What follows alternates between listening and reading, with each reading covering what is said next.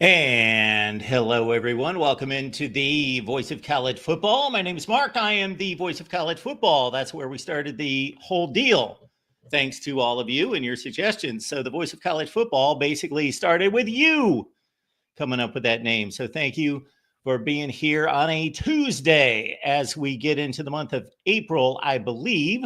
Appreciate you stopping by. Leave those comments and questions there in the chat. We got a big show for you today. Chris Phillips stopping by from SEC Unfiltered. Chris has joined us many, many times throughout the years, and he will break down the SEC for us as, of course, everybody's in spring football practice. We talked Clemson on Monday, so check out that show because Clemson's got its spring game coming up.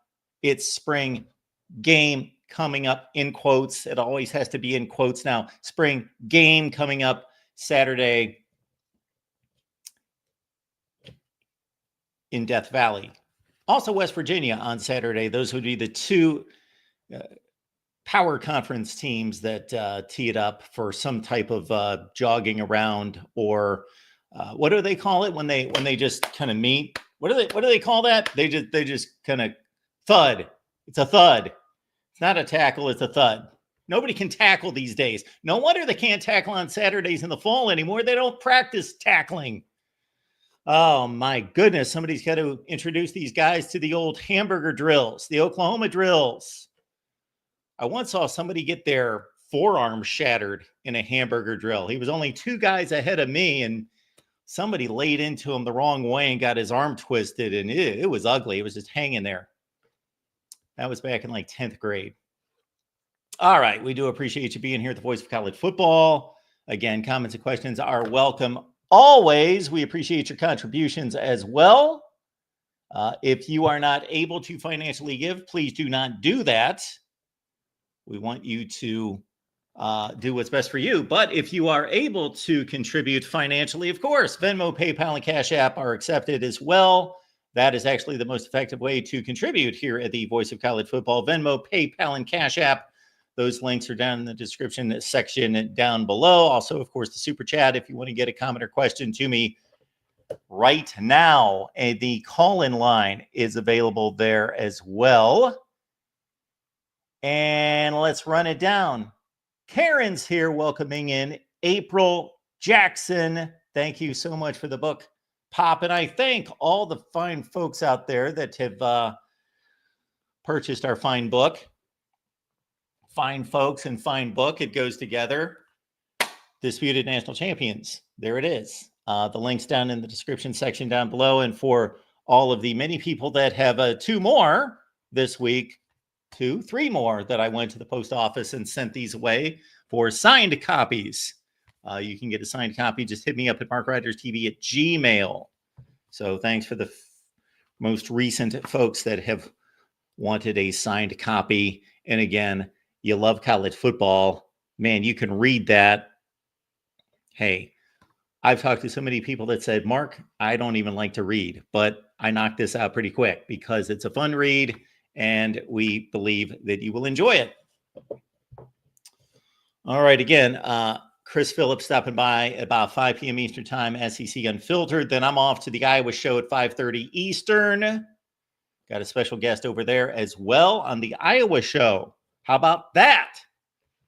All right, we're here Monday through Friday. Also want to let you know, if you have not heard, that we are firing up the late night call-in show as we did in yesteryear. The late night call-in show, thanks to your suggestions, your encouragement to do a late night call-in show. Not every night, not 5 times a week, not 3 times a week, not twice a week, but at least once a week. At least once a week with a late night call-in show. And our first one is coming up, thanks to Tukey G, Friday, April 11th at 11 p.m. Eastern Time. 11 p.m. Eastern Time. And if you don't blink, if nobody shows up and you blink, I'm going to be gone at like 11:10. So you better be here and call the show. So that's 11 p.m. Eastern Time on April 11th. That's a Friday. Other than that, what we're going to do each and every Sunday, and I'm going to have to remember this, just another thing that I'm adding to my weekly to-do list that I better not forget, because I just thought of something else that I'm apt to forget going forward. So the two things that are in my head, number one is that every Sunday we are going to determine a fun way to decide when we do the call-in show late night that week, whether I just flat out say, I don't know, we say, Gregory Stewart, tell us when to do the call-in show this week. Or we take a poll, we take a vote, we do something like that, or we ask a trivia question, and whoever gets it right first for that particular week chooses when we do the late night call-in show. Also, got to remind myself that we do a college football after dark show every Sunday night. That's late night. I am not a part of that. What that is all of you who are members here at the Voice of College Football, whether that be on Patreon or right here on the main channel, you have free reign to run the show, run the channel for a couple hours. So the panel is all members of Patreon and YouTube here at the Voice of College Football. That is the complete panel. You cannot get on the panel without a membership. But if you have a membership, you have every right, as much as anybody else, to be on the panel for 2 minutes, 20 minutes, for 2 hours, for as long as you want. So starting this week, I will make sure, if I remember, I will make sure that the link is posted to the members on Patreon and here on YouTube. And I actually posted a notice to try to remind myself as much as anybody else that starting this Sunday, we will provide that link to you. All right. I'm getting to the point in the show here. I know that it's early on. But I really didn't want to have to announce this. But we might as well get it over with. Just let's get it out of the way, get it over with. I don't even know if I can still make this. Yeah, I've made the decision. I made the decision. No going back now. Nobody knows about it, but I made this decision. You know, Ohio State won the national championship, and I was happy about that. I was just ecstatic about them being able to beat all odds, come from an 8 seed, win 4 consecutive games, just go through the most daunting stretch drive in the history of college football. All of it. I've touted it.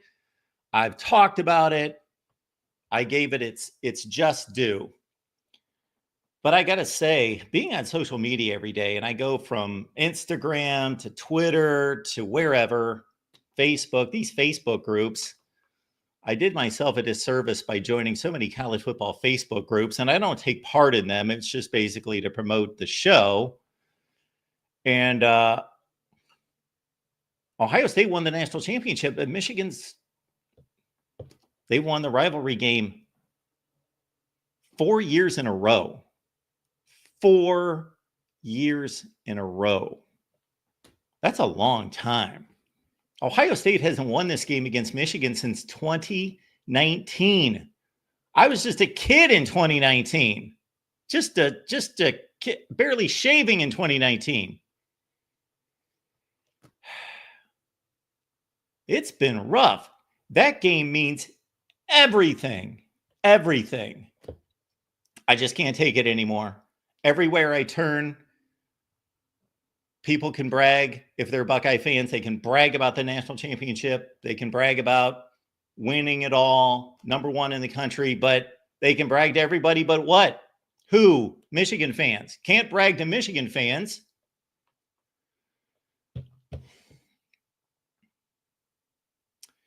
So the other thing that's pointed out to me on a regular basis, and I can't back this up, although we started to take a poll years ago about what fan bases were represented by who out of all of you out there. And we started to take a poll, and we got to about 1,000 people that responded, and Michigan had the most responses in terms of the most number of fans that watch the Voice of College Football being Michigan fans. Ohio State was number 2, but don't like to be number 2. Michigan, number one, with the most responses of college football fans that watch us here, that are part of the community here at the Voice of College Football. Something like 200 Michigan fans and maybe 150 Ohio State fans and 9 Nebraska fans or whatever it is, on down the line. Man, I don't even know if I can spit out these words. I don't know if I can do it, but I just can't stand the criticism anymore. I just can't. It's just driving me crazy.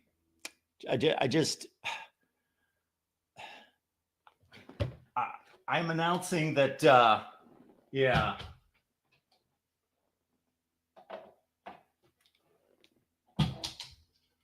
We are going to make this an all Michigan channel going forward. We are going to pay due honor and respect to the all-time winningest program in the history of college football. And I got to say, going forward, that I'm a Michigan fan. I can't take it anymore. I cannot take it anymore. I am almost in tears stating this right now. And yes, I can't take it anymore because it's April Fool's. And I'm sure most of you caught that a long time ago. Yes. And we'll get rid of this helmet for today's show. Let's throw it over there. Okay. Appreciate you being here at the Voice of College Football. Just having a little fun at the outset. Hopefully you Michigan fans took it well as well. Great to see all of you. Tim's in the chat, stopping by from the West Coast. Oh, that would have been a good one. We'll mark that one down. Karen, we'll save that for next year. Next year's April Fool's joke. And who do we have up there? Washington State. We're going to be a Washington State channel. That's what we're going to do going forward. Nothing but Washington State football talk. I can't even think of the head coach's name. Jimmy Rogers taking over for Jake Dickert. That's about all I know about Washington State football right this second. All time, that's a different deal.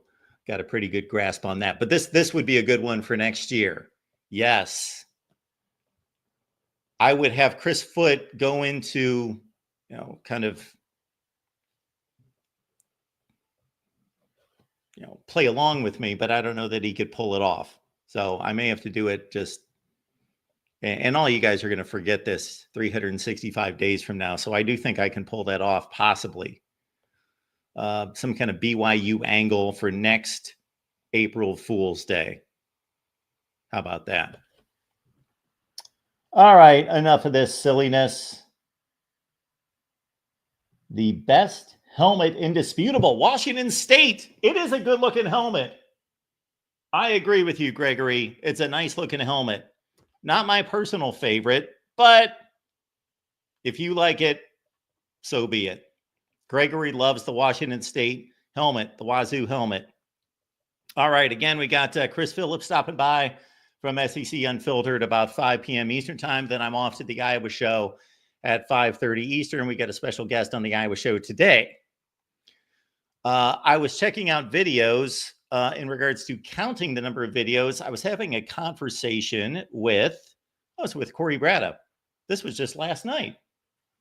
And to no one's surprise, I counted up the number of videos.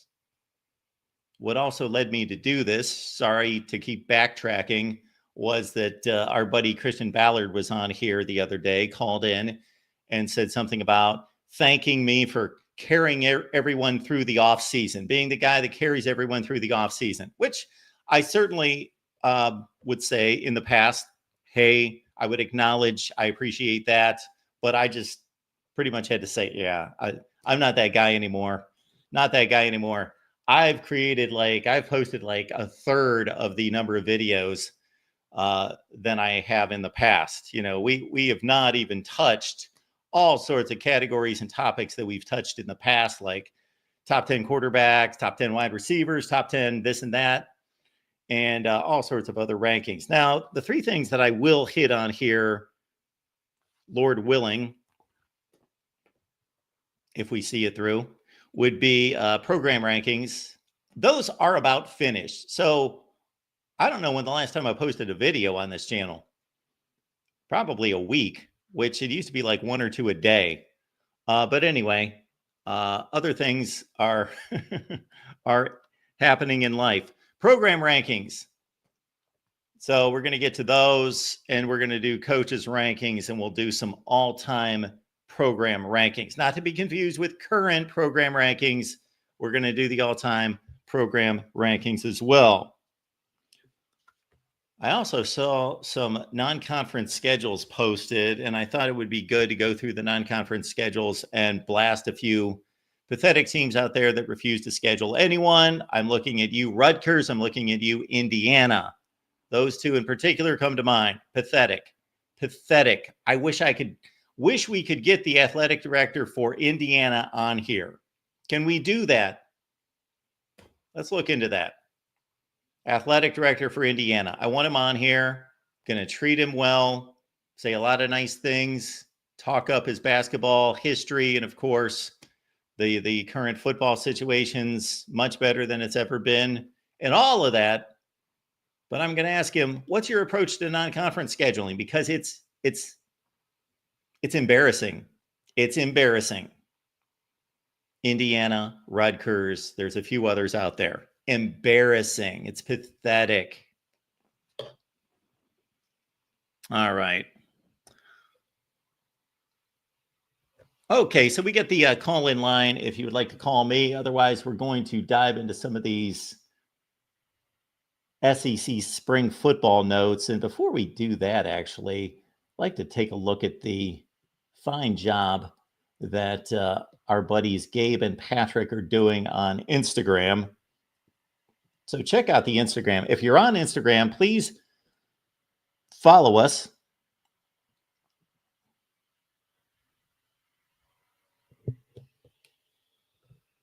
I'll address the question here, the comment here by Karen about needing a CU helmet. Here's the deal with the helmets. I started, this was in 2016. Wow, that was a long time ago, almost 9 years ago, that I went out and got the 4 playoff helmets for the 4 teams that made the playoffs. I went and got the Alabama, Clemson, Ohio State, and Washington helmets. So I purchased those. So that's where I started. Then I bought a couple more, I think. Yeah, I believe I bought some more. And then people started to contribute.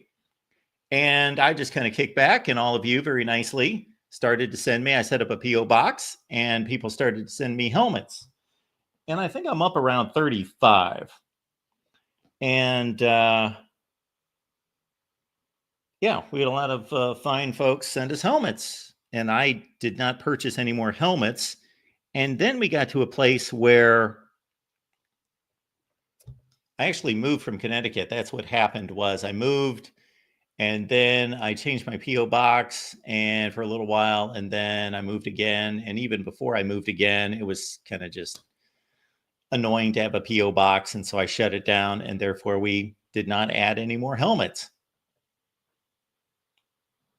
I would say Penn State is probably the biggest miss at this point. Penn State, Auburn, Arkansas, Iowa. Those would be the ones that come to mind that we do not have. But Colorado as well. Colorado as well. So that's what happened there. So if we ever get a P.O. box again, we will certainly welcome your helmets, because what I believe I'd like to do is buy another shelf here, fill up this gap, fill up the room a little bit more with helmets. Back to this business on Instagram. If you're on Instagram, look up The Voice of College Football, the VOCFB, because these guys are doing a heck of a job every day with excellent college football content. How well will Jackson Arnold do in 2025? Of course, he's the transfer quarterback from Oklahoma to Auburn. You got your selections there. We've got, boy, there's a young Tim Tebow. and one of his famous speeches of many. Of course, Stanford hired a new coach. There's some interesting stuff. Again, another quarterback question about Dante Moore's prospective performance this year. A lot of fun stuff to dig into. Ty Simpson, there's another quarterback for 2025 that there's some question marks surrounding. First, his ability to win the job with Austin Mack there and Keelan Russell, but his ability to stay the job, keep the job, and keep it going. But a lot of good stuff on the Voice of College Football on Instagram. How about that? Also on X, of course. Before we get on to SEC spring football notes, another thing that's quite annoying here is that StreamYard, that's the service that provides the ability to do the graphics and so forth, that basically acts as a conduit between us and YouTube and you. So the graphics and inability to post the comments and all of that business. Well, they have been playing with us recently. Just, hello, Todd. Look at this. So we built ourselves some nice backgrounds. So I would like to publicly acknowledge our buddy Justin Adams. He built. So basically, that's supposed to be a background. And in the past, if you remember, it was a background because I would be in a box and we built the background so it would fit around the box. Then StreamYard started playing around and took that box away from us. So these are the options for your show here. Got that. We got that. That does nothing. We got that. We got that. We got that. We got that. That. That's probably what you would like, but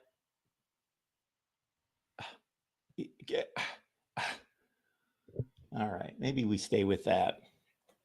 Okay. Call-in lines there in the chat. I will post it again. Otherwise, we are going to start with a note from college football today that actually makes me rather happy.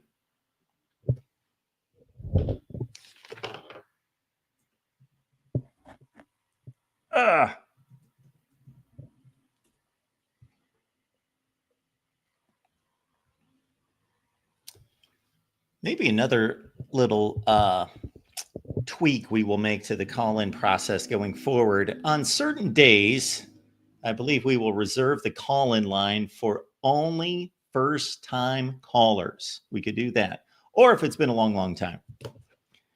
All right. So from our SEC football notes that we receive every day, and I do appreciate these coming in for us. I love the first note. It has nothing to do with the SEC, but Coastal Carolina just announced that all concessions will be free at home games this fall.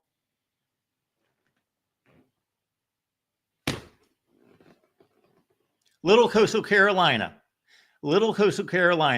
I don't know what kind of TV revenue that they bring in compared to the big boys. We don't get those reports from any of the conferences south of the American Conference. You know, we hear about the Power Conference contracts and how much their TV rights are. And then I've been able to find the American Conference, which has been the 6th conference, now the 5th conference in terms of TV media rights volume. And then after that, it obviously just falls into the abyss. But because it falls into the abyss, those media rights and the money that comes in for the media rights for those schools is actually a bigger deal depending on your perspective. They need the money more to operate the football program. Let's say Coastal Carolina makes $1 million a year from TV rights. And I don't know how much it pays for them to sell concessions at their games. They probably average 20,000 people per game. Jackson could probably tell us to the number what their average attendance was last year, but I would guess about 20,000 per game. But these fine folks at Coastal Carolina are saying, come to the ball game. You get yourself 4 items. You get a hot dog, nachos, popcorn, and you get yourself a fountain drink. Always enjoyed that term, a fountain drink. No limit on the number of game visits. In-game, whoa, wait a minute. With no limit on the number of in-game visits? Am I reading that correctly? You roll up there in the first quarter, you go pregame. I don't care if they raised the ticket prices. They couldn't have raised them that much. They just saved a family of 4, probably each person. That is a good $20 deal. What's a dog now? Those things are like $7. Popcorn, 5, drink, 5, $20. For as many times as you want to go to the concession? Is that what I just read? I love this.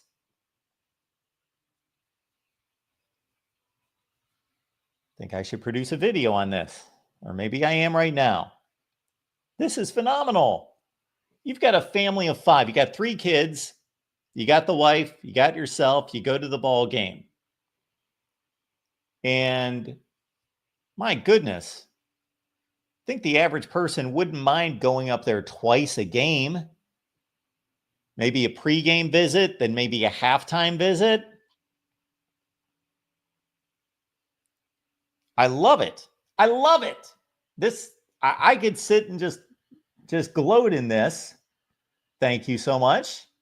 Jackson coming through there. I was off by 1,415 people per game. 21,415 was the average attendance for Coastal Carolina for the 2024 season. So this is, wonder how big their stadium is. Jackson, can you look that up? Wonder how much room, capacity they have in the stadium for most of their games. So are they close to a sellout? I was doing some research for our program rankings that are coming out here soon. And I saw where Delaware, of course, and Missouri State are being added to the FBS, and they both have stadium capacities of around 23,000. So let's say Coastal Carolina has a stadium that seats 30,000 people, and so they typically have 8,000 or 9,000 empty seats, and maybe they're hoping just more people will show up. But still, there is no guarantee of that. I think they're actually, I don't know.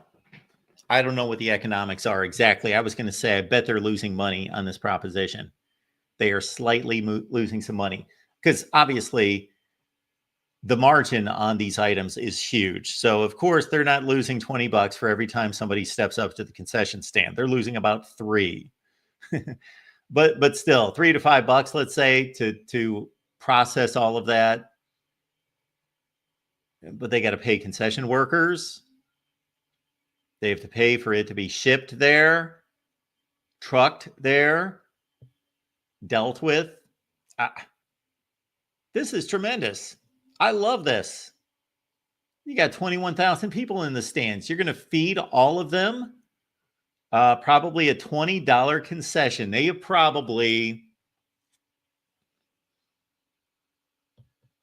they're probably sacrificing $500,000 per game. Not that they're losing $500,000 because the margin's so high, but they probably could have made $500,000 per game, and we're making $500,000 per game on those concessions. Okay. Got our first caller of the day. We got our buddy Caden stopping by. Good afternoon, Mark Rogers. How are you today, sir? I'm doing well. How are you, sir? Okay,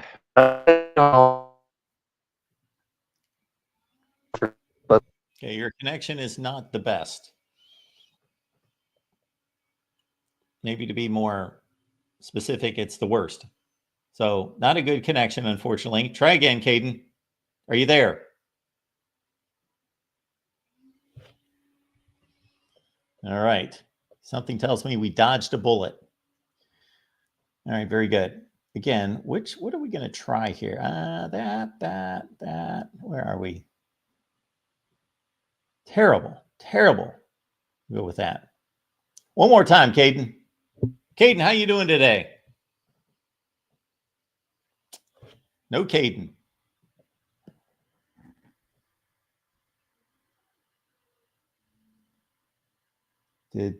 Oh, there we go. Thank you, Jackson. Look at that. The capacity is 21,000. They sold out all their games. This is not even Akron or Kent State. I pick on my hometown teams. Those are the two schools that are the closest to me personally, where I grew up. The two worst football programs in the country. It must be something in the Akron water. I don't know that we want to have Akron water tested, but Kent and Akron, the two worst football programs in the country historically. And Kent State is right now. This isn't even when they've got, 400 people in the stands at an Akron U football game on a Tuesday night in Maction saying, you know what, we feel bad for these people that show up and actually take in our lousy football games, that we're going to give them some concessions. What this also reminds me of is on the final day of the 1990 baseball season. This was a great memory. My buddy Heath and I, there was one game added to the Indians season. They played a makeup date on the final day of the regular season. Well, the final day of the regular season was on a Sunday. This is back when Major League Baseball always ended its seasons on a Sunday. And they added a game on Monday. A makeup day. Makeup game on a Monday. Season's over.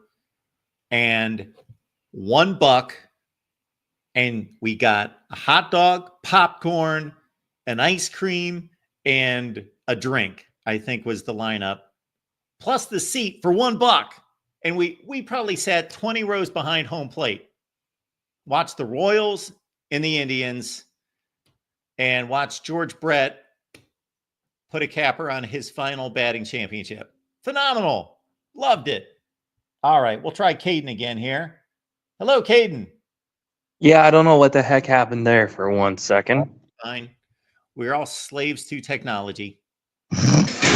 Isn't that true enough? Back to what I was saying. I'm ready for college football. No idea what you were saying. We could not hear any of it. So start over, please. I was first asking how's everything going for you tonight, sir? Exceptional. And then I was saying, I'm ready for college football season, and I'm ready for baseball and college basketball season to pass by, so I can get to college football season already. I don't know if anybody else feels that way, but that's just me. Okay. Well, it is a college football show, so we appreciate your fervor. Well, specifically, my fervor is to my Ohio State Buckeyes, who are looking. Again, I believe we've been saved by technology. I don't know that Caden was going to Close stay. tabs. Oh, there he is. I've been cut out for about 10 or 15 seconds. Well, I've been keeping an eye on the spring practice game, on social media, and just keep them watch about what's going on. And, they're not disappointing. I mean, I really don't want to get into specific details, but I'll just say this to you, Mark, on the basic side of things. The roster is looking as stout as they are and as good as they are. But there is one thing I forgot to mention to you last time, or yesterday when I was on here, Monday. And I know it's Tuesday, April Fool's Day. Happy April Fool's Day to those who celebrate it. I don't. But I made this point to somebody I know very well. So you know how I've said maybe once or twice I maybe saw the downfall of Alabama and Michigan and Notre Dame. Just by curiosity. You're predicting the downfall going forward? Well, as of 2023. So we witnessed Notre Dame's downfall last year going to the national championship game. But not only that, Michigan's downfall, Alabama's downfall, and Clemson's downfall. Because I said it to a friend of mine on his podcast last night. I never told you or him or anybody else on YouTube about the downfall. But I foresaw it coming. Just so everybody knows. Well, Caden, the next time you have some kind of prophetic word for the world, you can't hold back. You need to bless us with your wisdom and prophecy. Well, no, the last time I tried to, I guess, well, you're not so much of my prophetic words, of a fan of my prophetic words, Mark. The prophetic words that I remember you stating last year was that Ohio State was going to beat Oregon, Penn State, and Michigan by 50 points each. Well, and I was wrong about that on multiple parts, but this time it's kind of hit me a little bit different, honestly. Okay.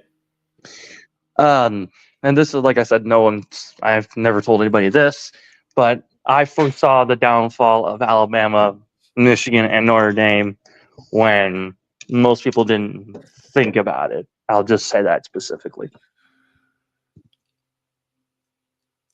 Well, I believe anyone that has paid attention to college football has seen Clemson's demise gradually for about 5 years now. Well, I mean, Clemson's obviously, but I'm talking like Michigan, Alabama, Notre Dame specifically. Well, just because two of them had a down year last year doesn't mean that there's a downfall. Also, keep in mind that nobody is going to walk into Alabama and keep up with Nick Saban's win percentage. It's just not going to happen. I know that, but I'm just saying, Mark, the downfall of Alabama, where they're going to go 6-6, 7-5, is eventually in their future, and I foresee it. And and I'd like to say this personally, as a good friend of mine quote once says, and I don't know if you know Ian McDermott. I don't. He says, everything is proceeding as I have foreseen. Well, everything is proceeding as I have foreseen it to go. And I'm very happy. Caden, do us a favor. The next time you have a prediction, certainly let us know. You need to see, this is the issue. You need to let people know about your prediction. So, for example, I predict the games every week, and actually I announce them and I make them public record. Therefore, people know if I'm doing well on my predictions or I'm not doing well on my predictions. To state your predictions after the fact is just slightly sketchy, just a little bit. Or maybe I was just letting you talk in the first place, and then I would say it later on. Reverse role, Mark. But that's another time and another subject I'll get into another day. But, like I said, I foresaw the downfall of Michigan, Alabama, Notre Dame, and they will come to full tuition. Okay. What does downfall mean? What are these teams going to do this year? Let's mark it down right now. Let's get your predictions on record. Michigan will eventually go. Michigan, Notre Dame, and Alabama will go 6-6 eventually, or 7-5 eventually. Eventually? Well, there's an end to the season. We know that eventually the season's going to be at the end of November in the regular season. So when you say they're eventually going to go 6-6 or 7-5, that's when it would happen. I could tell you when they're going to be playing their 12th game. I know that. It's on the calendar. Oh, I know Mark, but I'm just saying they will go 6-6 and 7-5. Right. Clip this sooner than later. Everyone. Caden says that Alabama, Notre Dame, and Michigan are all going to go 6-6 or 7-5. And I didn't stutter about it. No, you did not. I appreciate that. And if you had stuttered, that would have been fine as well, because some people do, and there's nothing wrong with that. Well, I'm a man of my word, Mark, and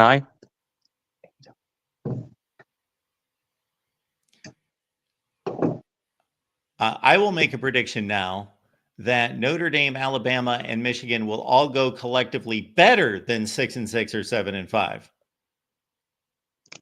I disagree with that 100%. Well, you obviously do because your prediction is otherwise, and I would be willing to lay some type of wager on that, but Lay a wager?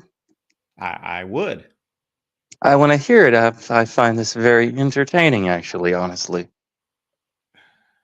Okay, so it sounds like the best that these teams could do in your world would be two of them go 7-5 and one goes 6-6. Mm-hmm. So that's 20 wins and 16 losses. Okay. So the Mm-hmm. wager would be if Alabama, Notre Dame, and Michigan go 20-16 or worse, you win the bet. If they go better than 20-16, I would win the wager. That sounds fair. This is going to be Where can I really get a home entertaining, equity ladies and loan, or gents. where can I maybe I can go down to Chase down the street, go to my bank, and I can get some kind of I don't know. Forget the money. I just find this to be really entertaining. Okay. Well, the problem is when you do one of these shows is you want it to be entertaining for other people. So I don't know how much entertainment anyone else is getting out of this. Well, I mean, some can find this very entertaining, and I'm not much of a money betting man myself. Okay, well that's I fine. just know strategically. I don't want to push anyone into a money bet if they're not into that, because I don't think that that's right to do. So that's fine. But like I said, you know, I'm a person who strategically knows, but it's just sometimes I don't say my secrets or say unless if I want to. Okay. All right, I'm a Katie. I'm a man of many mysteries and surprises. What do you think, Mark? I've got I many don't think there's much mysteries and surprise. surprises. Caden, you are not a mystery or a surprise to me. I know that you're going to get on here when you call and you're going to say something completely ludicrous and idiotic. That's no mystery to me. You're what now, Mark? Caden, you have yourself a nice day. I appreciate the call. And we got that down on record now. 20-16. Oh, and Mark, one more. There was two more things I wanted to mention to you before I go. Okay. I want you to do me just a small little favor for the most hated OSU fan on YouTube at the moment. I want you to do me a favor and tell three people actually two people a message from me. Okay. To them. Two of those people happen to be Clemson fans. Your buddy Jason, who was just on last night. Yes, my buddy And Jason. Yes. And my little friend Pigskin Pete. Okay, And you know who I'm talking about. Of course. Pigskin Pete. I want you to collabed many times. I want you to please tell them that if Clemson does show up in the playoffs against Ohio State the next year or two, I promise them it will not be forgiving, and I dang sure know it will not be weak. It will be a whipping. Thank you. We appreciate it.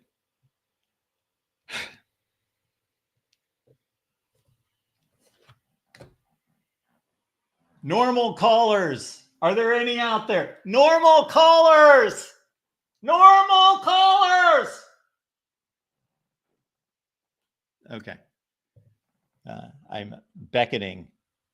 All right.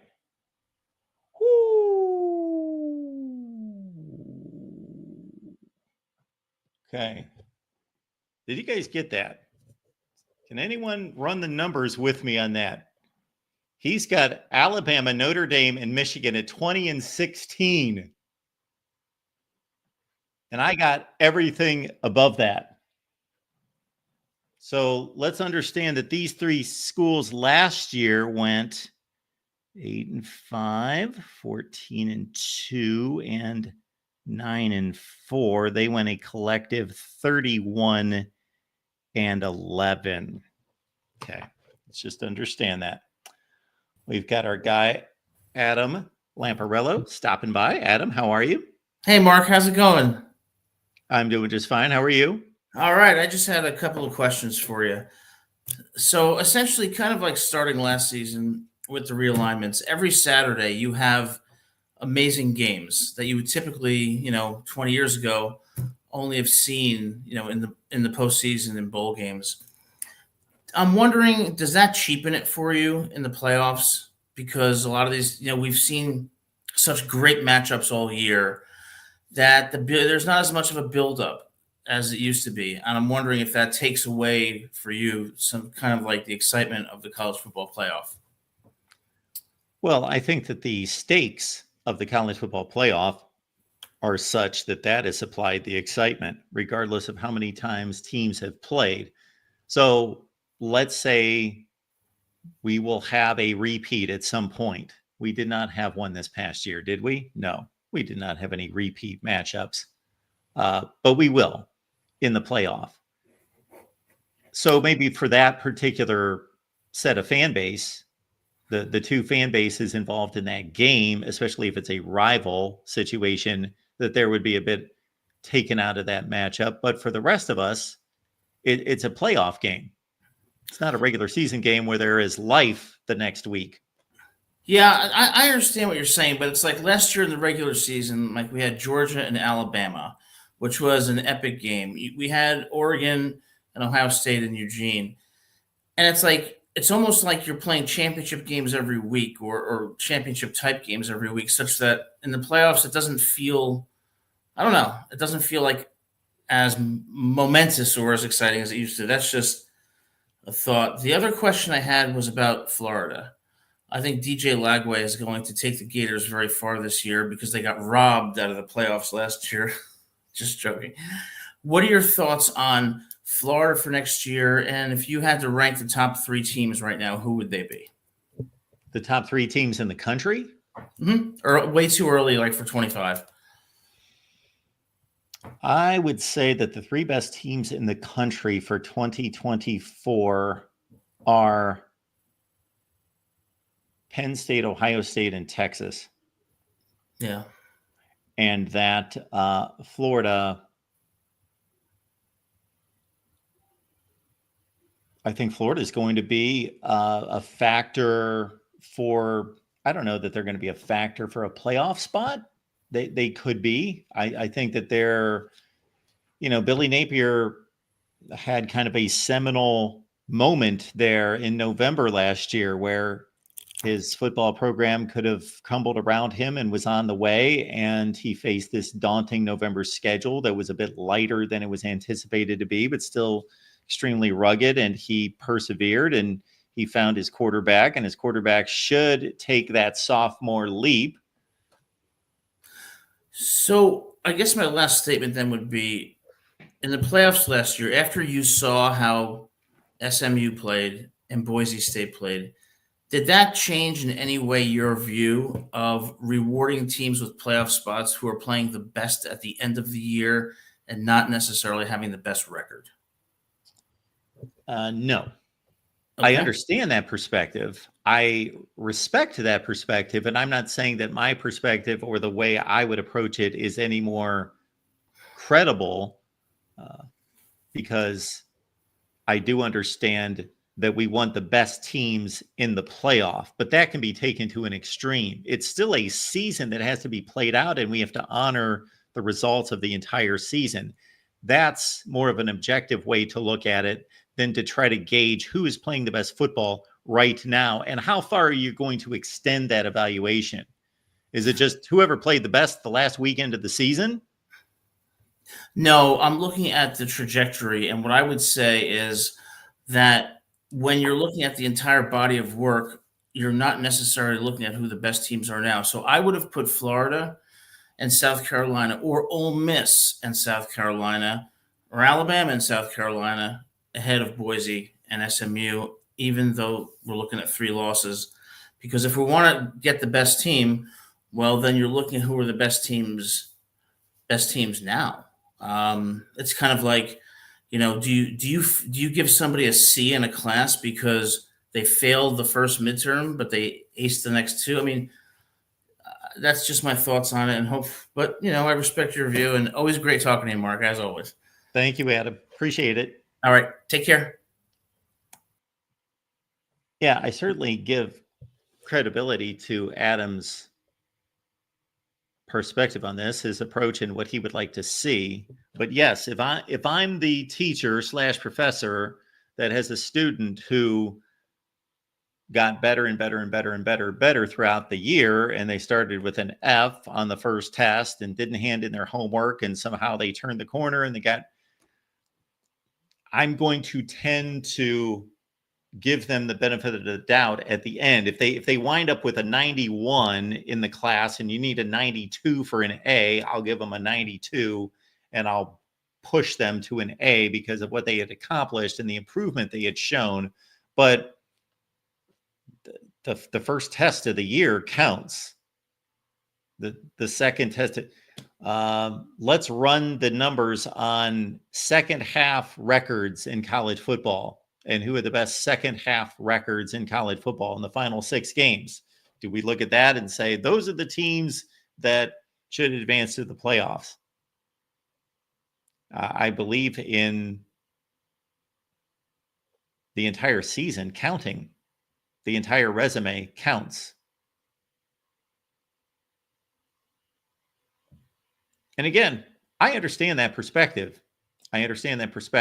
Fortunately, there's typically not this great trajectory for teams where they were just lousy, horrible at the beginning of the year, and then they just take off and become one of the best teams in the country, or vice versa, that one of the best teams in the country. Now, there are smoke and mirrors records out there where a team makes their way through a pathetic early schedule, a weak schedule, and puff up their record to certain heights, and then they are exposed. But I'm not talking about that. I'm talking about the best team in the country or one of the top 5 teams in the country in mid-October suddenly becomes this horrendous team by the end of the year. It just doesn't happen. So I don't think we're dealing with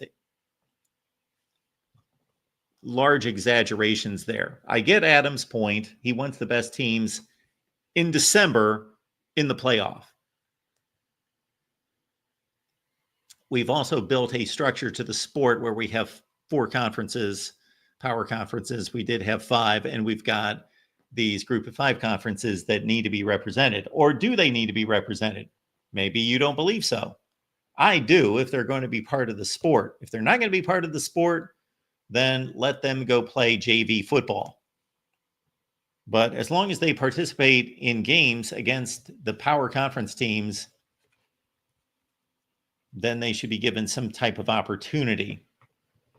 And when Adam mentions the way Boise State and SMU played, well, SMU certainly did not play well. I don't know that Penn State really looked that impressive in that game. It was basically that SMU handed them the ball a zillion times, and Kevin Jennings was just not prepared for that game, ready for that game, just had a bad game. Not taking it away from Penn State. They did what they needed to do with the ball being thrown right to them. But I thought Boise State acquitted themselves rather well in the playoff. Boise State played about as well against Penn State as Georgia did against Notre Dame, or as Clemson did against Texas. They were in the game in the fourth quarter.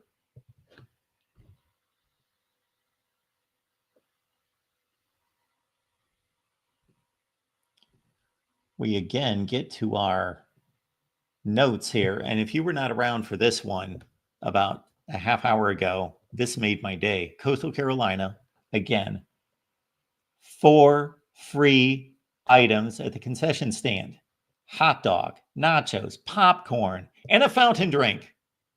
Do you go with a root beer? I go with a root beer there, although I'm not a big fan these days of carbonated drinks from a health factor, but I love a good root beer.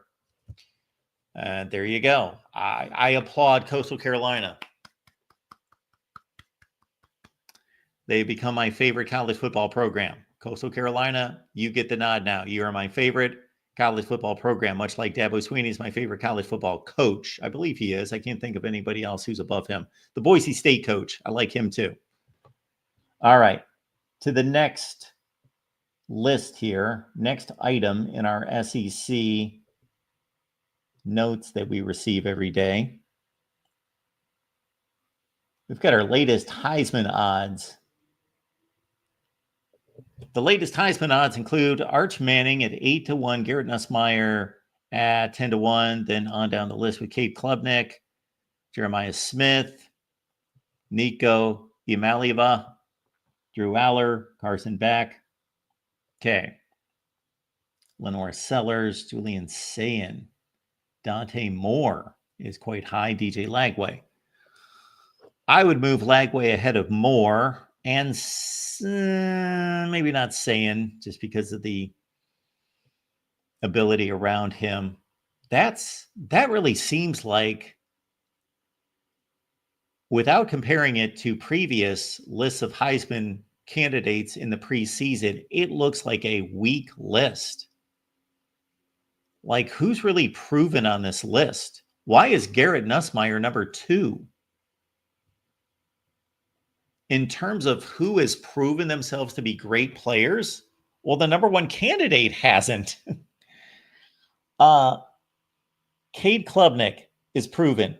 Jeremiah Smith is proven. Garrett Nussmeier is proven as a good quarterback, the second Heisman favorite. Nico was fine in his second season. Well, it really is first full season starting. He had played the bowl game the year before. So for a freshman, yeah, he was good. But Drew Aller, he's proven. But again, he's proven the way Garrett Nussmeier's proven. He's proven to be good. We're just talking about who are the best players. Carson Beck, of course, he was probably much higher on this board going into last season than this season.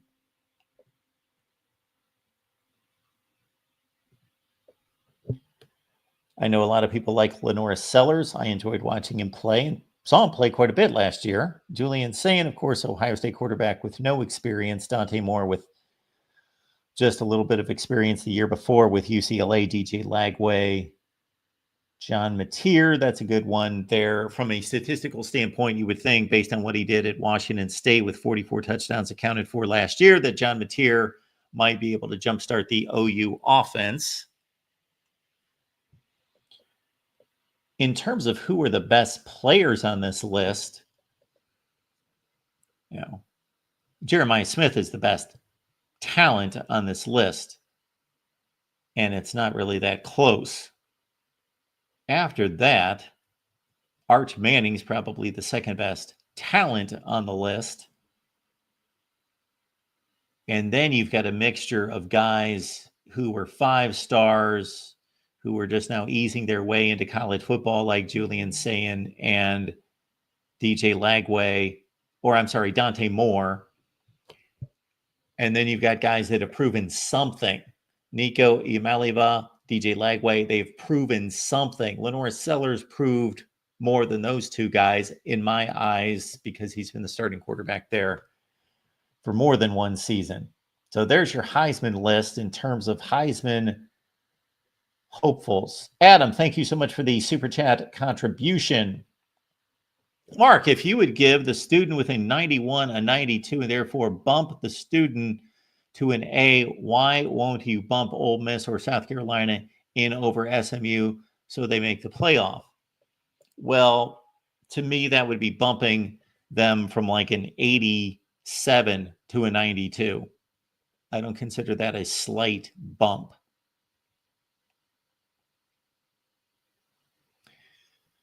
Ole Miss and South Carolina went 9-3. SMU went 11-1. They lost a conference championship game. That I don't know that anyone has the perfect formula for evaluating these conference championship games because, again, the way the playoff committee took it on, they said they did not take into account the conference championship games in evaluating these teams for the playoffs. but we will never know what they actually were thinking. Chris Phillips is here from SEC Unfiltered. Chris, it's good to see you, man. Mark, what's going on, man? I feel like it's been a little bit of a while since we've chopped it up, man. So it's good to be back. Good to be with you. How you been? It's been a minute. I'm doing great, and I know you're a baseball guy, played college baseball yourself. And I've told you this, I believe, in the past, that I did not appreciate college baseball until I went to the SEC and covered SEC sports. And then I nodded my head when I was told how awesome it is. And then I got the experience and I was like, yeah, this is cool. This is cool. And then I followed a couple teams to the College World Series, and that was a great experience. So how's this SEC baseball season looking to you? Yeah, Mark, it's been great, man. It's obviously adding Texas and Oklahoma to the league like the other sports, as you've seen.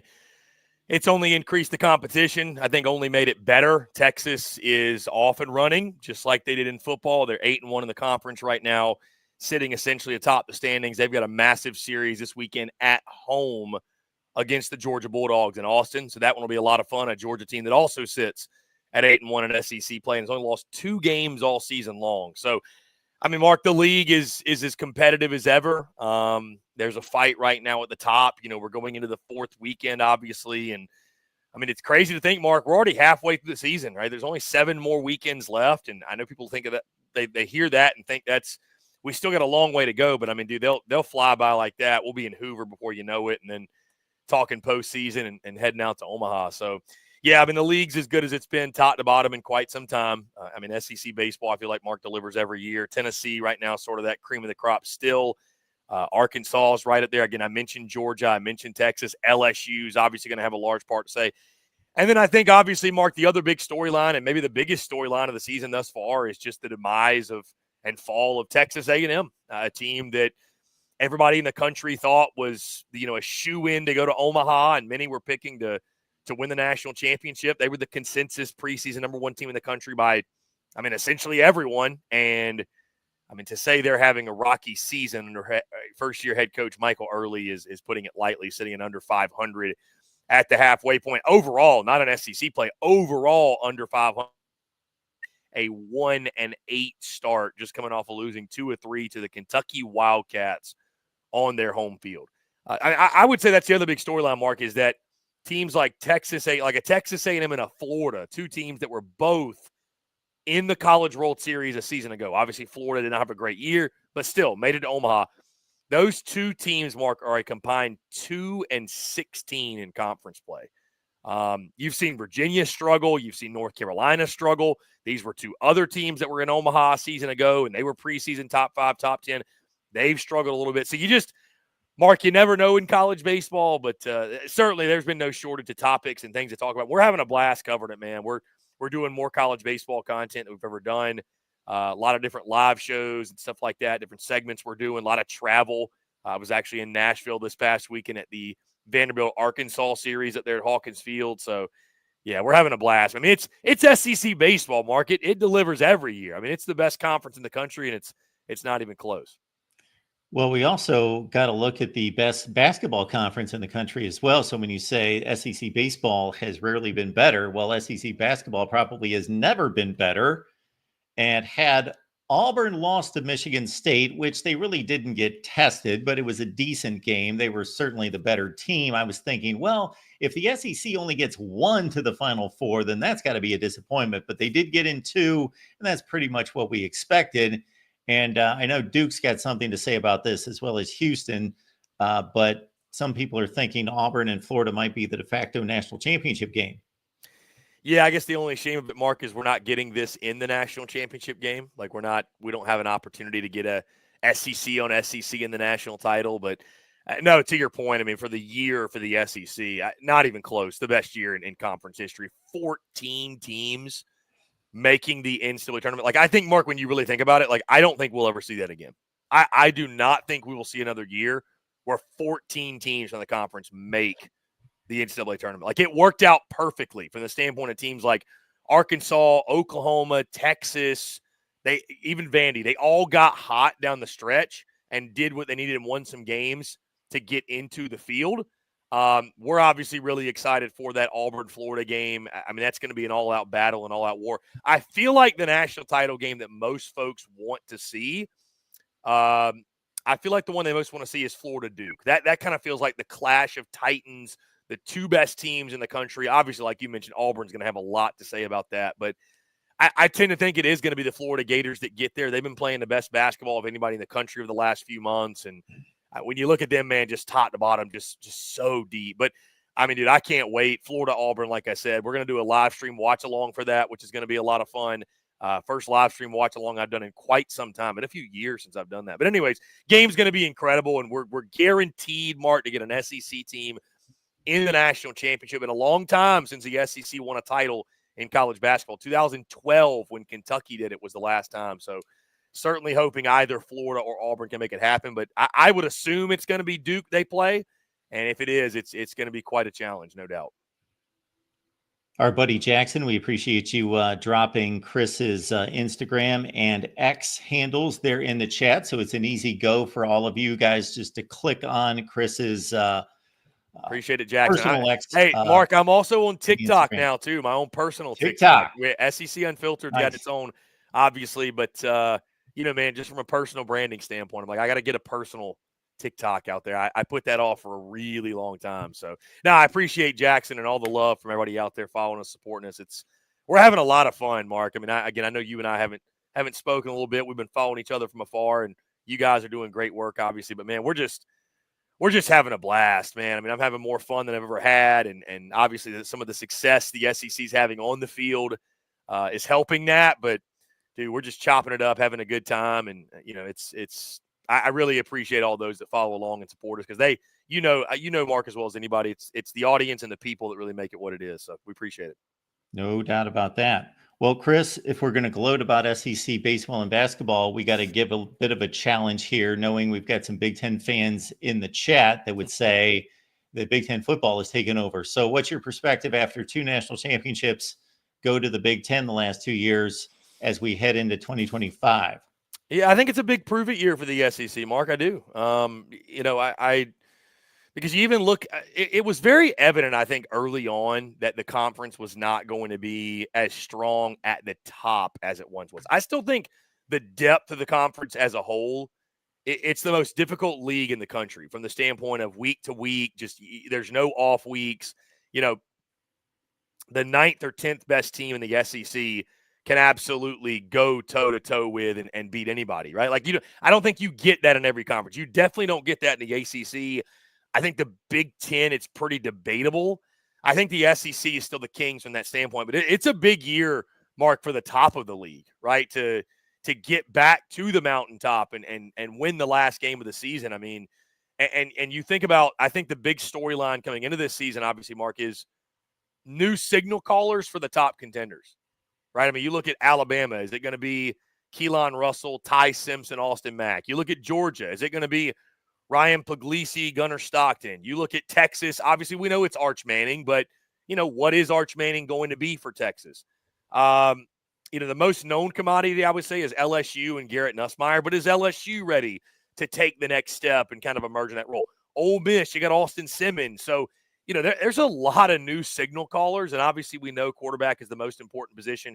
You could argue in sports, if you don't have a quarterback, you don't have a chance, certainly at the college game. So, but yeah, I mean, I think for the top of the league, it's a huge year for the top of the league. Some of these elites, if you will, some of these big brands that I think the SEC can realistically look to. The teams I just mentioned are probably who's going to be fighting. Maybe you throw a Tennessee in there as well with Nico Iamaleava, but those are the teams fighting to get to the playoff and go bring a title back to the conference. So, again, I think the depth of the league is still really good. I think it's better than anybody in the country. But the top of the league last year, you kind of saw it, right? You saw chinks in the armor with Georgia. You saw it, obviously, with LSU faltering. Ole Miss faltered down the stretch.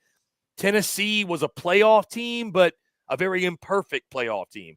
It was really only Texas, right, that, in first year in the league, Texas coming in and, I thought absolutely was the best team in the SEC. I thought you saw a lot of people, Mark, last year that it's kind of weird. There was almost like some people that covered the SEC that wanted to haze Texas and Oklahoma a little bit. I never really understood that. It's like, hey, the more the merrier, come on, whatever, it's all good.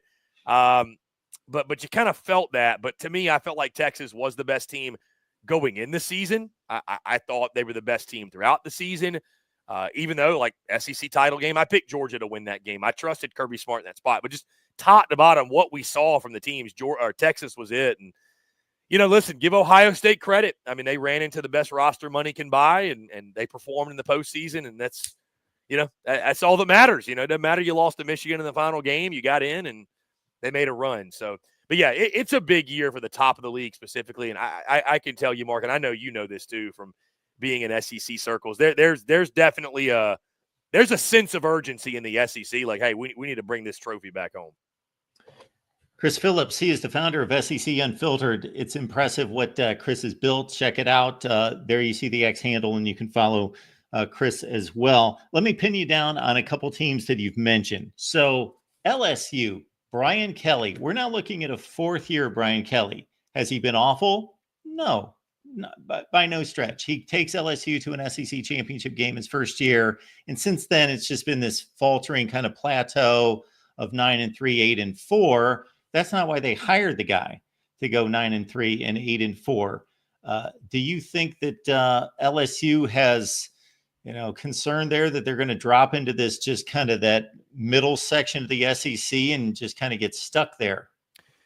I think there's absolutely concern, Mark. I do think there's a belief that what they've done via the transfer portal over this past offseason, something they didn't do 2 off seasons ago, or I should say last offseason, something they didn't do last offseason, which was go out and really acquire some big-time talent, especially on the defensive side. And, I mean, give Blake Baker credit. They were much better than I think any of us expected them to be defensively. But I think because of some of the things they've done in the offseason, transfer portal-wise, the investment they've made, right, they challenged their fan base, donate, we got to compete.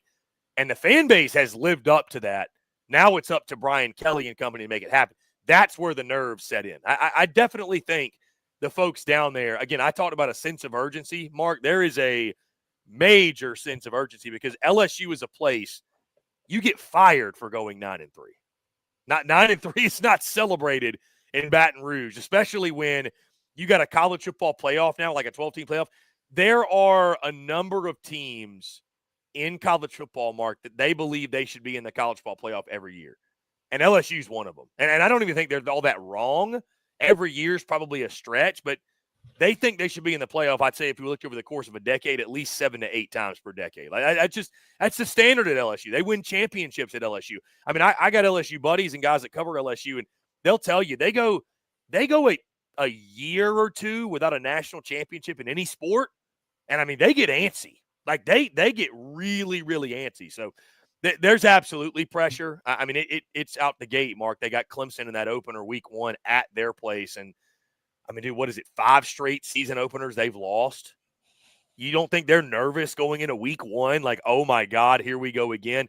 And here's the thing. I could argue this, Mark. Clemson is by far the best team they've played of those openers that they've had.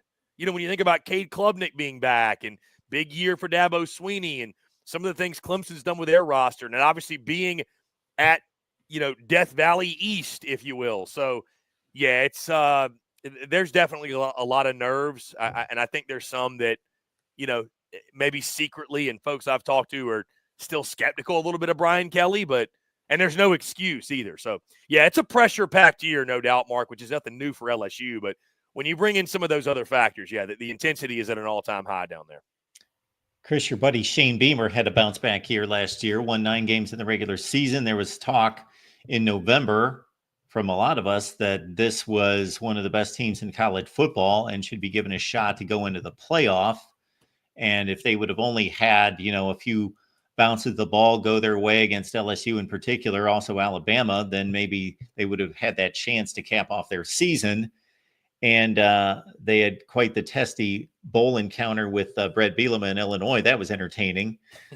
Your thoughts about whether that was a 1-year deal, but with Lenore Sellers back, I know that they lose some quality on the defensive front that was so dominant last year. But Lenore Sellers back, he's a dark horse Heisman candidate. Whether this South Carolina is truly in a position to contend.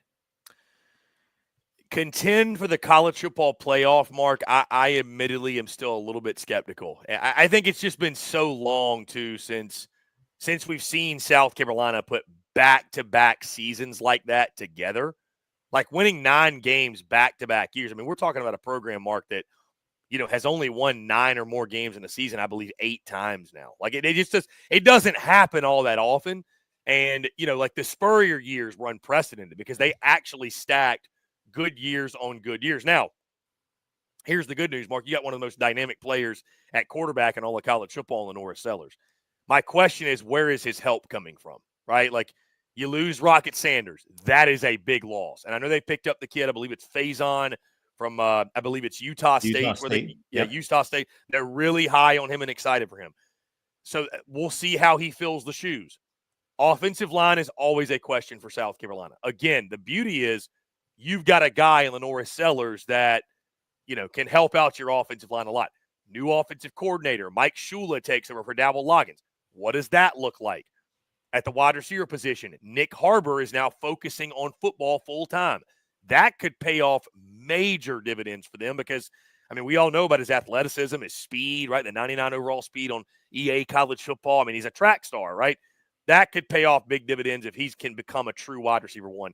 I think defensively is where I probably have more questions, Mark, because last year, the thing that allowed Dylan Stewart and Kyle Kennard to both have great seasons was that they had each other, right? You had a complimentary guy on the other end. You couldn't really just double-team Kennard or double-team Stewart because you're leaving somebody out on an island, right? So who is the other edge that steps up across from Dylan Stewart? We know Dylan Stewart's going to be fantastic, but, like, when you look at the production they lost defensively, Mark, I think that is where I have some skepticism. Like, can that defense really be that good again? Losing guys like Nicky Manwari and Debo Williams and Kyle Kennard, SEC Defensive Player of the Year, right? It's just not easy to replace those guys. But Shane Beamer and company showed last year they went in the portal. They got guys that were sort of diamonds in the rough, so maybe you trust them this year. They'll do that again.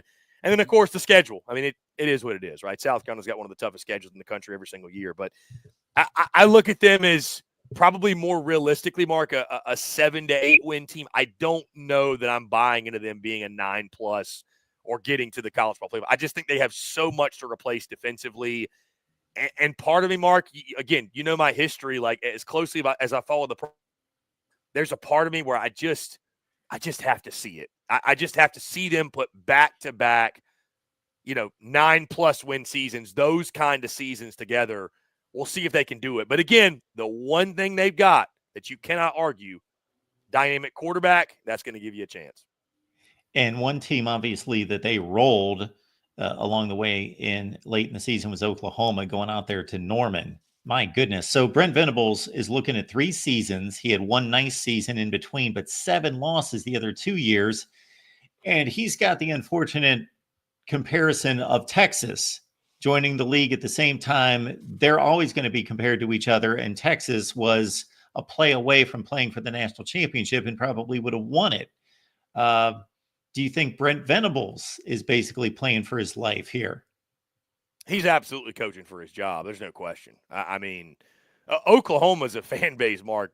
They don't take kindly to losing, right? I mean, they're not used to losing. I mean, and to put that in perspective, like last season, their first season in the SEC, I'm hearing things like, this is the biggest home underdog Oklahoma's ever been. And I was like, they're only a 7.5 point dog to Tennessee. But that's how good Oklahoma's been. Like, they just haven't lost at all. They haven't been in this position. This is uncharted territory for them. So I am fascinated by the addition of John Mateer, the Washington State quarterback. His OC, Ben Arbuckle, obviously comes over as well. You lose Billy Bowman, you lose Danny Stutzman. I don't think there will be a lot of sympathy because Brent Venables is a defensive guy. Like, you should be able to get the pieces together to make that thing work and make that thing gel. The offense is the question, Mark. The offense is the question. And can they block anyone, right? That is the big question that I have. How much of a step forward did the offensive line take? Is John Mateer will be able to do some things. They're comparing him, by the way, Mark, to Baker Mayfield. I don't know if you've heard about that, but they're comparing him to Baker Mayfield. So he'll be able to improvise and do some things that certainly a Jackson Arnold could not do. But I still am I don't know, man. It's just even with the strides they've made, the SEC is just so tough. And I just don't know if they did enough to make the kind of jumps and make the kind of leaps that they're looking, to make. But it is a fascinating season because I think, to your point, I think he's coaching for his job. I mean, and I wonder what the magic number is, because it's kind of like last year where a lot of us were looking at them and saying, hey man, 7-5, 8-4 would be a great first year in the SEC. You tell an Oklahoma fan, Mark, they're going 7-5 and that should be, accepted as a good year. It's like you insulted them. So I think there's going to be this struggle between the expectations they have for their program that they've always had. And I'm not here to tell Oklahoma fans, hey, lower your expectations. Your program should be this. It's your program, not mine. If you want to have those expectations every year, fine. But in this new era, them being in the SEC, I think they came into the SEC at a really rough time, especially with where the roster was. I just don't know that expectation and reality are always going to line up for them no matter who the coach is, or at least right now, Brent Venables, no doubt, coaching for his job. And I don't know what that number is. I really don't, Mark. And Chris, what I don't like about these conferences being this large is I did an analysis on Texas's schedule in the SEC and Oklahoma's schedule going into 2024. And there was no comparison that Oklahoma was playing a conference schedule where these teams won a composite 65% of their games. And Texas was playing a schedule where they won half of those games, where they won 33% of those games. And then I ran the numbers after to see if it actually played out that way. And it did, to a T. Oklahoma played twice as tough a schedule as Texas. And now, because as you well know, everybody's playing the same schedule next year, just flipping home and away, Oklahoma's getting beat over the head again. Plus, they got Michigan coming in week 2. And even obviously that doesn't factor into the SEC, but from a win standpoint and from a perception standpoint, man, that's a huge game to see where their season might be headed.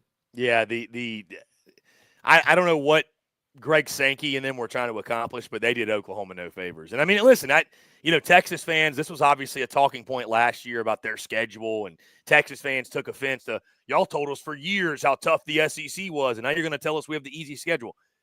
And like I said last season, give Texas credit. In a season in which everybody was losing, inexplicable games to whoever it was, everybody had those games. Texas didn't. I give them credit. They lost to Georgia, but a lot of teams lose to Georgia, right? So I give them a lot of credit. But there's no denying that, Texas and Texas A&M, their schedules were a lot more manageable. Oklahoma's is a straight-up gauntlet. And like you mentioned, and you have Michigan. I'll be honest with you, Mark. If you ask me right now, I have to make a pick. I got to put my money on it. Does Brent Venables survive this season? I would say no.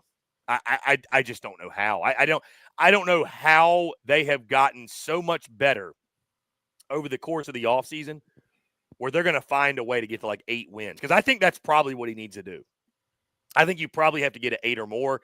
I just don't know that 7-5 is doing a lot for that fan base. You know what I mean? So, because even Michigan, we don't know. We don't know what Michigan's going to be. It's going to be Bryce Underwood, right? So his second game of the season, he's on the road, right, in Norman. Is that correct? Yes. So, I mean, I don't know how good that Michigan team's going to be. I don't know how good Bryce Underwood's going to be out the gate. I know he's thought of as the second coming to y'all everything, but let's be realistic for a moment. So I just don't know that 7 wins is really – I don't know that it's going to move the needle for that fan base. They win 6 or less, he's absolutely gone. So I would – yeah. Well, if those two teams, Chris, show up anything close to what they were last – people – it's easy to dog on Oklahoma, but if you didn't watch them play, the defense was extremely – they might have had one of the 10 best defenses in the country last year. Their offense Michigan was shows up with the same team that we might see a 9-6 game between those two. Yeah, the offense was pathetic. The offense was pathetic. So that's the good news, right? It has to get better because it can't really get any worse.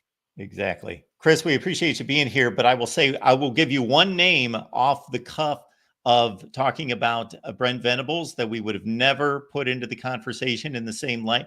Billy Napier. If he could survive what he faced going into November. That is a really good point, Mark. We have these conversations over the offseason, the preseason, whatever. We'll continue to do so, and we love doing it. And we try to predict and prognosticate, but the reality is none of us know. I mean, nobody would have ever predicted Florida would have had the kind of season they had, and that Billy Napier after the start would have survived. And it's just why you got to let it play out, man. Some teams are going to be better than we expect. Some are going to be worse than we expect. And we get the occasional they are what we expected, but most of the time, man, it's just – I mean, dude, that Oklahoma team we just mentioned beat the dog piss out of Alabama.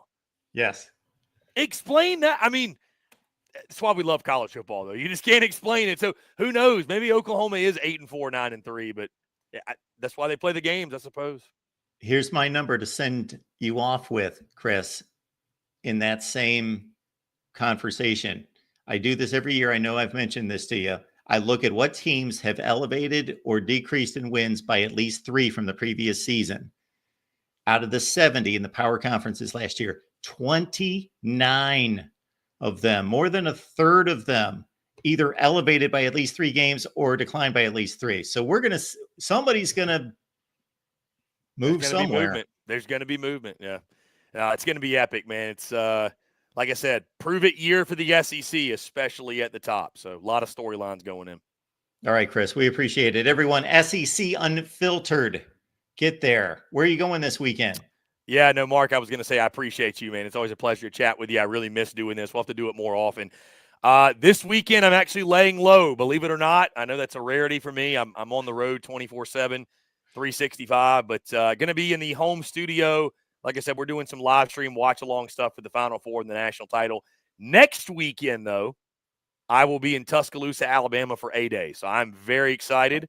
Get a look at Alabama football, and we're also going to go to the Alabama-Mississippi State baseball series. So a little double dip in there. But, yeah, excited to get a look at the spring game or whatever, practice, scrimmage, whatever they decide. And that's actually what I miss about those weekends in the SEC that I enjoyed for about 7 years, is that spring game weekend was also a big baseball weekend. The schedulers would do a nice job of coordinating baseball weekends with the spring game, and that usually worked out for everyone. Yeah, so we've got that trip, and then end of the month, Mark, we've got a really, really big trip planned. I'll go ahead and spoil it for the audience because I don't know if I'll be back on before then.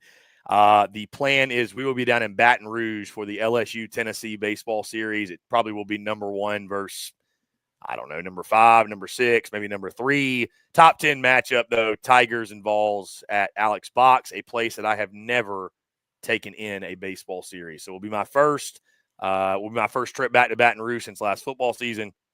Cannot wait, man. So we're off and running with the travels for sure. So it's a good time.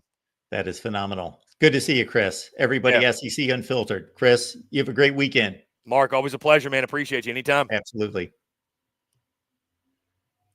Good stuff out of Chris Phillips. Again, SEC Unfiltered. Chris and I go back a ways. Do appreciate everyone jumping on board here at the Voice of College Football. If you just got here, keep in mind that you can watch the rest of the show. Just rewind and watch from there. You will get why we've got Washington State displayed. What could that mean? What could that be? Is it because it matches my shirt? I don't know. Well, we are off to do the Iowa show right now. Go over to the Iowa channel. Check us out. We've got Hawkeyes Live with myself and Corey Bratta and a special guest right now. See you then. In 2.